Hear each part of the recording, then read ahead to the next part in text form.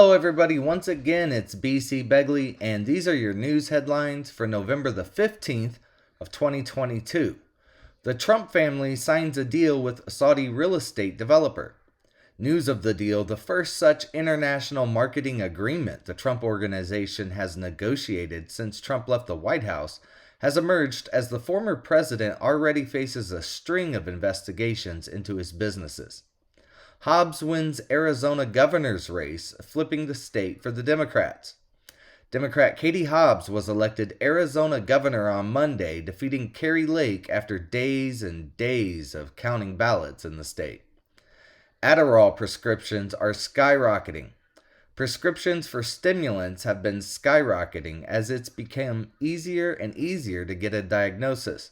The rise in demand for Adderall has triggered a shortage of the drug, raising fears that some people can't get medicines they rely on while many others may be misdiagnosed. Wholesale prices rose 0.2% in October, which is less than expected. Wholesale prices increased less than expected in the month of October, adding to hopes that inflation is on the wane, the Bureau of Labor Statistics reported on Tuesday. Invasion of the fire ants raining down on Hawaii amid warnings to people and pets.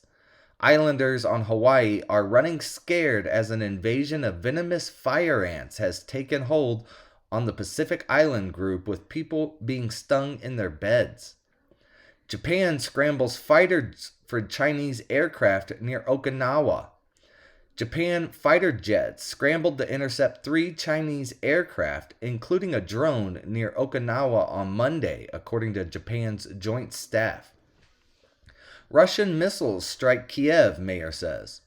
Russian missiles rained down on Kiev on Tuesday, striking at least 3 residential buildings, while several others were shot down by Ukraine's air defense, Kiev Mayor Vitaly Klitschko wrote on a Telegram post.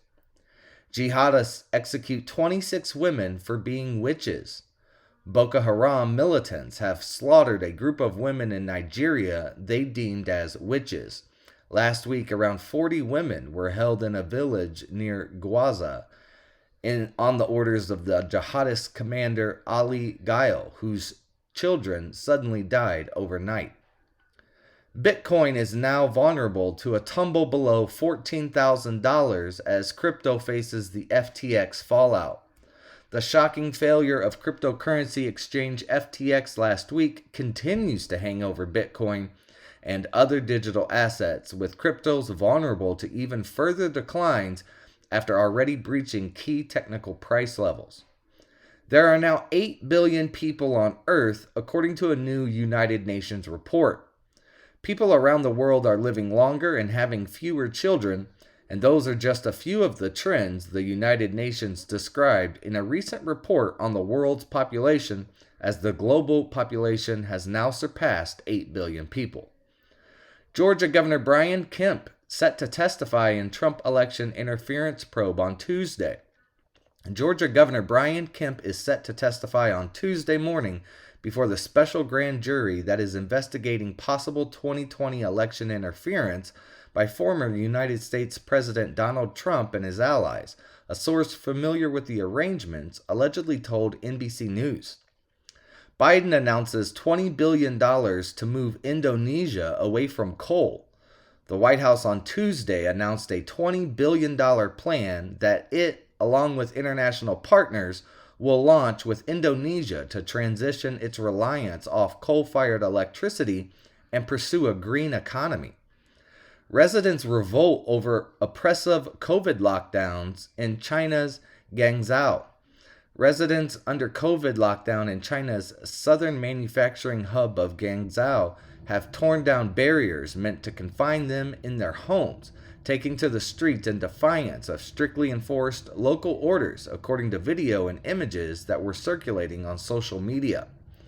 NASA's Artemis moon rocket is hours from launch, but will it finally fly? NASA is once again counting down the hours to the first flight test of its new 32-story Artemis rocket, the one the agency hopes will carry astronauts back to the moon in just a few years. Establishment Republicans consider working with Democrats to pick a House Speaker. While the Republican Party will vote on a nominee for House Speaker on Tuesday for the projected GOP-led Congress, some establishment Republicans are considering working with House Democrats in order to select a Speaker. January 6th committee is weighing next steps as Trump defies subpoena and files a lawsuit. The House Select Committee investigating last year's attack on the U.S. Capitol and Donald Trump's alleged role in it said Monday it's weighing possible next steps in light of the ex-president's refusal to comply with proceedings. NBC News reporter is suspended over retracted Paul Pelosi story. NBC News has suspended reporter Miguel Alagar after he reported a now retracted story claiming that Paul Pelosi did not say he was in an emergency situation when he made a call to police after a stranger broke into his California home. First-time NASA spacewalkers venture outside the space station. First-time spacewalkers and NASA astronauts Josh Cassada and Frank Rubio began their excursion outside the space station at 9:14 a.m. Eastern Time with live coverage on NASA's website. The event is expected to last for about 7 hours. The U.S. Navy intercepts fishing vessel trying to smuggle explosive material from Iran to Yemen. Enough material to fuel more than a dozen medium-range ballistic missiles has been intercepted by the United States Navy on a fishing vessel heading from Iran to Yemen. Cambodian leader leaves G20 early after COVID-19 diagnosis. The Cambodian Prime Minister Hun Sen said Tuesday he has COVID-19 and is leaving the Group of 20 meetings in Bali just days after hosting President Joe Biden and other world leaders for a summit in his country's capital. Palestinian kills 3 Israelis and wounds 3 more in West Bank stabbing.